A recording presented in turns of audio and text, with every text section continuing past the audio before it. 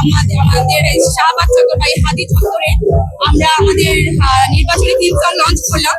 এবং এই হাদি চত্বরে আসার পরে প্রথমে যে বিষয়টা আমাদের মাথায় আসছে যে আমাদের হাদি ভাইয়ের বিচার কিন্তু আমরা এখনো পাইনি। সবার প্রথমে এটাই মাথায় আসে, কারণ হাদি ভাইয়ের সাথে যে আমাদের যে আত্মার যে সম্পর্ক, তার শহীদ হওয়ার পর সেই সম্পর্কটা আরো বেড়ে গিয়েছে। আমরা সকলে মিলে হাদি হত্যার বিচার চেয়ে আমরা এখনো পর্যন্ত অপেক্ষা করছি, আমরা এই বিচার পাইনি।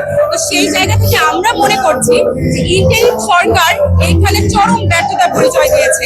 তারা এখনো পর্যন্ত হাদি হত্যার মূল যে হোতা তাকে গ্রেফতার করতে পারেনি, কাউকে গ্রেফতার করতে পারি না।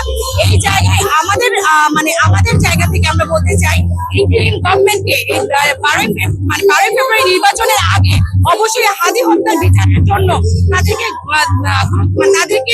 অবশ্যই গ্রেফতার যারা হচ্ছে হাদি হত্যার পিছনে যারা দায়ী তাদের কাউকে গ্রেফতার করে এটা বিচার নিশ্চিত করে তারপর নির্বাচন দেওয়া উচিত।